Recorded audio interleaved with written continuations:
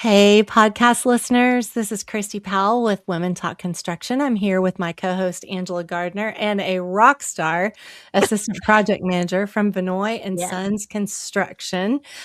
She's working on major educational products in the Appalachian Mountains. Anne-Marie, it's great to have you. It's great to be here. Thank you.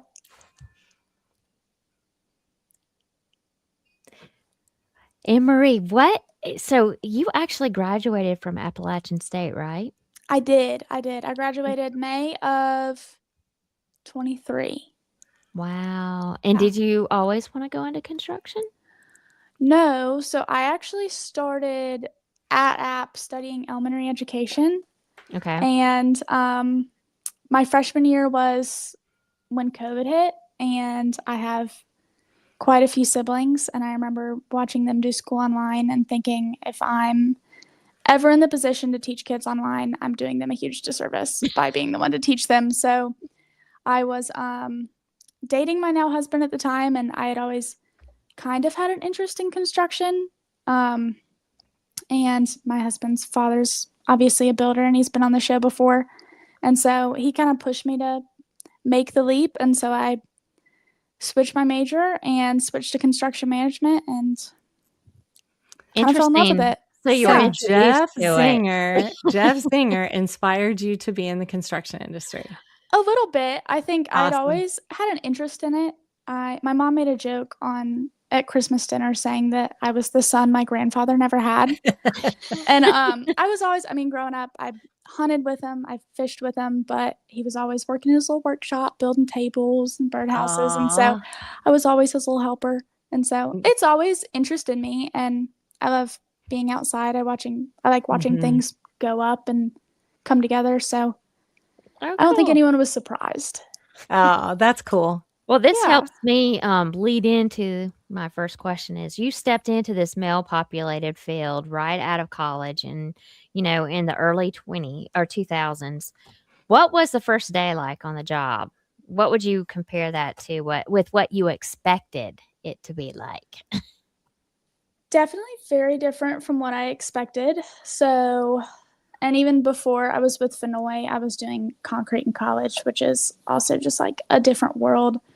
I think there's a lot of language that's thrown around that kind of intimidates you. Like it's going to be super scary, or like everyone's just going to be out to get you and no one's going to respect you and all these things. And that's just so not true. And maybe that is the reality for some women, but I've never really found it to be a consistent issue. There's a bad apple every once in a while, but for the most part, like everyone's just happy you're here and happy to that someone is here that wants to learn and do it. And everyone's been so supportive. And I just think there's just a lot of language that makes you fearful. Nice. That this is going to be scary. It's not. I don't know why we're putting that out there. I feel like it's very discouraging. It maybe stops a lot of women from taking the leap, when the reality is, like, at least where I'm at, and I'm in a rural area in the Appalachian Mountains. Yes. It's not a real progressive place, and I still have had nothing but positive experiences. I really love to hear that. I'm just going to expand on that a little bit. If I were to concentrate on all the things that happened when I was boots on the ground for 26 years, I could concentrate on all those negative things that have happened, but those have happened anywhere I've worked, not just in the construction industry, right? Like there's still negative things. And the further you climb up the ladder, I feel like it's even more challenging than being in the field. And I feel the same way. There are a lot of people, I agree. I just love to hear that come from somebody your age, feeling the same thing I felt when I was in my 20s. This is the best job I ever had. I loved it. I loved what I was doing. I had people that supported me. I also had people that didn't, but there were more that did than there were that didn't. And they were excited that I was there because I was helping and I was contributing and I was making the dynamics of the office even better, not just in the field, but the office. So I'm really glad to hear that from you. Yeah, we don't hear a lot of those positive stories, do we, Angela? No. Which is crazy. And maybe I'm just like far more blessed than others, but I've found that I just hate that was what I expected, and I hate that I spent so much time worrying about that going through school. Like, am I going to get harassed every day on site? No. We're scaring The by people kind of off. perpetuating that. Like, you're scaring young girls from taking the leap, and Yes. intimidation is not inviting. And It's not. at It's all. scary. It really is scary. scary. And I'm sure there are people out there that are dealing with some hard things, right? Yeah. But it is not as prevalent as what gets spoken about. It's like the news, right? We hear all the Yeah. bad things and none of the good things You that are hear going all on. of the bad things and none Yeah. of the good things. Yeah. And it's always like just focusing on the negative. And there's Yeah. going to be some old man that probably didn't want you there. But it would be the same thing if you were working in an office. Right. Exactly If right. you were doing finance, I mean, not You're everyone's going to be exactly your right. biggest fan. That's Yep. just the workforce in general. It is, for sure. And that comes from men and women. It's not just men, right? Yeah, absolutely. Some women are hard to get along with too. Angela and I talk about that a lot.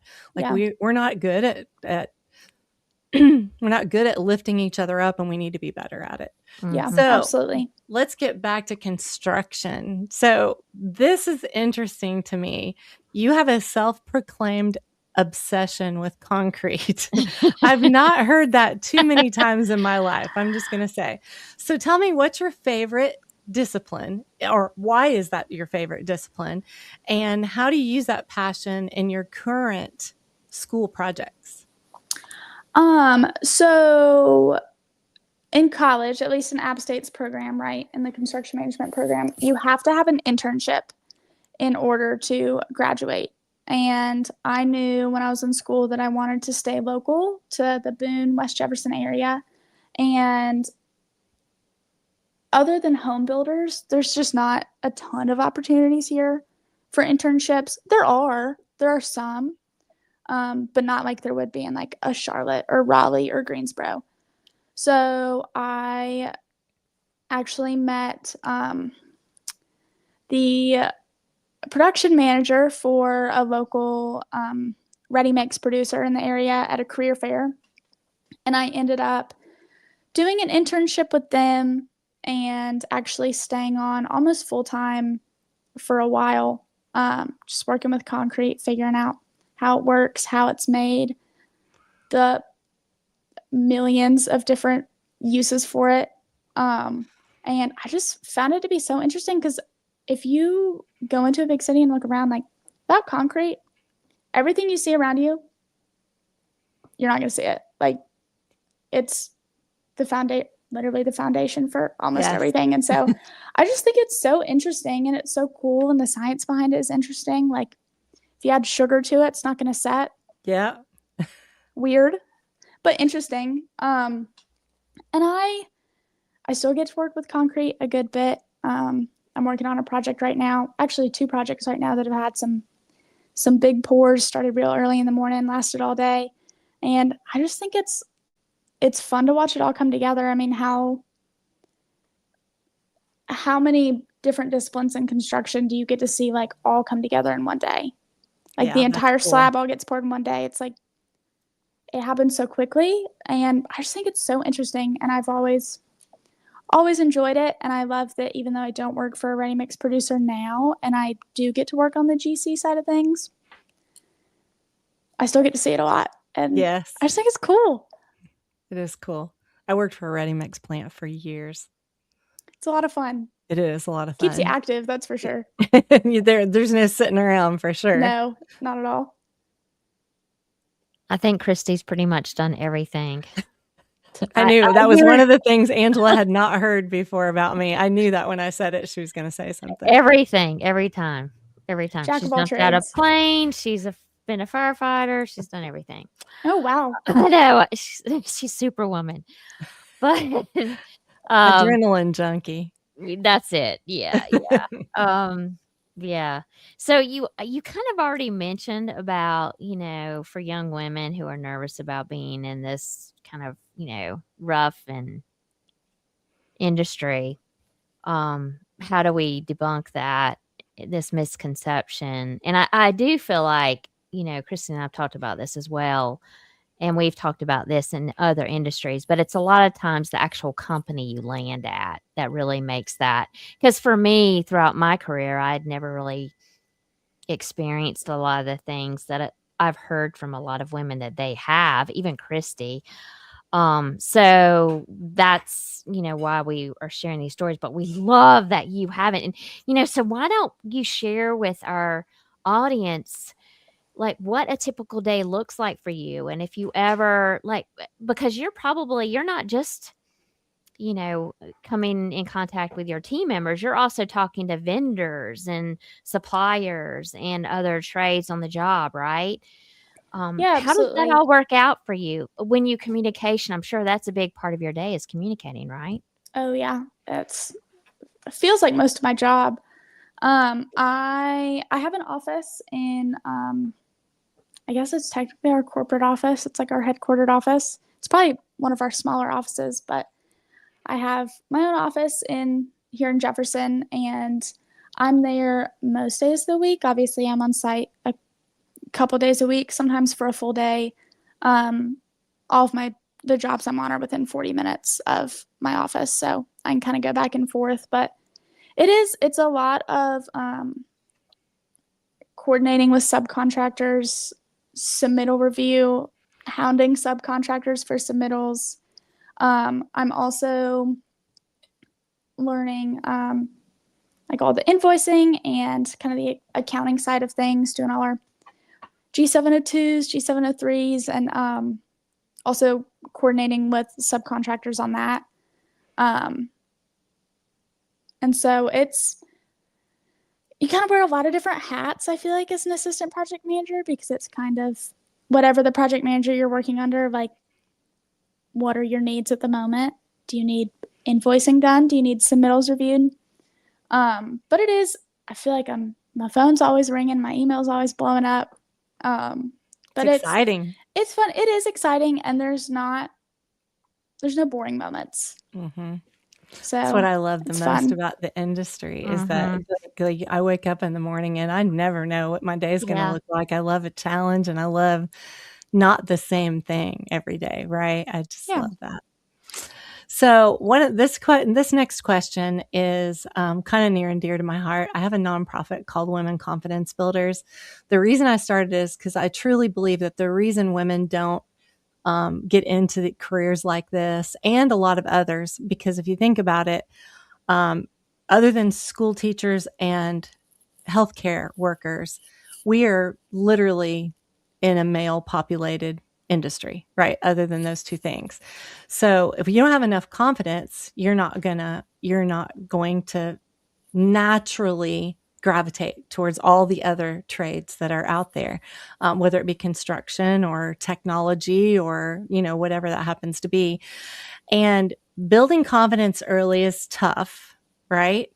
Um, what was your fake it until you make it moment that actually turned into a real win for you? Because we all do it, right? We sometimes have to like navigate our own way through things. And I don't know if you always call it a fake it till you make it thing, but you just have blind faith. That's what I call it. It's like blind faith. I think I can do this. I'm going to try it. So what was your moment like that actually turned into a real win for you? That's a good question, because it is like,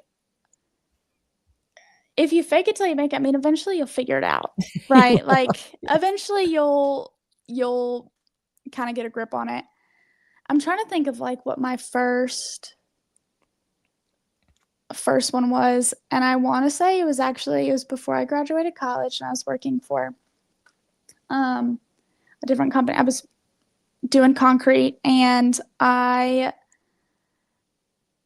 we were probably loading out like 200 yards of concrete that day, and the person who was typically running the plant was out, and it was just me, and we couldn't get the cement to come out of the silo, right? So your cement and your fly ash are stored in silos at the concrete plant, and at least with the kind of trucks we have and the kind of plant we had, it all loads directly into the back of the truck, right? And water goes in last. And what I didn't catch was that the fly ash in the cement was not coming out. It was all getting stuck. And I could not figure it out for the life of me. So I called the plant maintenance guy, and I had some truck drivers there that were kind of trying to figure out, like, troubleshoot it with me. I called the plant maintenance guy. His name was Jim, a super nice guy. And I was trying to explain it to him. And finally, I was just like, you know what? I'm going to self-diagnose it. So I just started saying whatever. I was like almost making up words for different parts that I thought were part of it and part of the problem. And he got there and he looks at me. He said, "You're exactly right." I couldn't even have told you what I told him was wrong. And he got there and he was like, "You're exactly right." And I was like, "Awesome. Sweet." So I That's winged pretty it a little cool. bit, And you're but like, yeah, pat on the back, pat yourself on there the we back. go. But it is, I mean, sometimes I think I've never been in a position where I didn't feel like I was like it. I've never felt like I wasn't able to ask questions. Mm. And even if there's not someone with me right at that moment who I could ask, like, I know I always have people I can call up and ask. But a lot of it is, I mean, sometimes you don't even have to ask. If you just like sit and listen and try to work through it on your own, you figure it out pretty quickly. Once you get past the frustration of not understanding it, it eventually comes pretty naturally. I mean, it just comes to the territory of you figure it out. And there's, I think, even seasoned superintendents and seasoned project managers, they just figure it out. I mean, I've run into things on my projects where the project manager I work under has been doing this a long time, and he is just a wealth of knowledge, and even he's run into things. He's like, "I have no idea what this is." Yeah. So it's interesting. Well, I think what's really important to emphasize here is that you are willing to ask questions, right? And that is what we see all over all industries, is that, you know, some women will step into a career like this and they're afraid to ask questions, or they're afraid to look stupid. And so they don't ask questions. And the key to success in any industry is for you to speak up. And like you said earlier, I don't remember if we were recording or not, that you're chatty. And I think that's my biggest success, is I have been chatty my whole life. And if I can't figure something out, I'm going to one way or the other. And if you're not going to answer my phone, I will keep calling you until you do answer my phone so that I can get it figured out. Right. Yeah, So absolutely. I think that's definitely something that like helps you succeed in life. Ask the questions, talk about what it is that you're thinking through. If you're trying to figure something out, like you said, you just keep talking to people until you figure it out. And, you know, I hate to quote Nike, but just do it, right? Just do it. Just figure it out. Yeah. Yeah, and it's always better. Like, I think I did struggle to ask questions, I think, when I was first kind of getting into things. And now I'm kind of, okay, so you ask a dumb question. Who cares? It's better than making a dumb mistake in the future over something you should know. Yes. I mean, is it the end of the world if you ask a dumb question? No.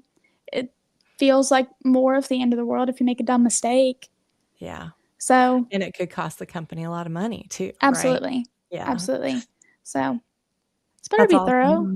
Thank you so much for all your wisdom and all the great work that you're doing. You're going to be, I mean, you're already a rock star, but you're going to be, I just can't imagine us talking to you in 5 to 10 years and just seeing where you're at then. Well, I appreciate that. Oh yeah, yeah. I mean, your advice already is going to help the next generation. It's invaluable. So, and coming from you too, and I mean, you're a fresh graduate from college, and look at how amazing you're already doing. So, thank you for joining us today, Anne-Marie. We loved having you on the show. Thanks for having me. Sharing your story with us, and hopefully you'll definitely keep in touch with us and let us know how you're doing. And why don't you tell our audience how they can get in touch with you? Yeah, you can find me on LinkedIn. My LinkedIn is just Anne-Marie Zenger. You message me on LinkedIn and should respond. I'm on there pretty frequently, checking out other projects that are going on. So yeah. Perfect. Nice. Well, thank Thank you, you. everyone, for joining us and listening to Anne-Marie's story and joining Christy and I. And we really appreciate everyone, and have a wonderful day.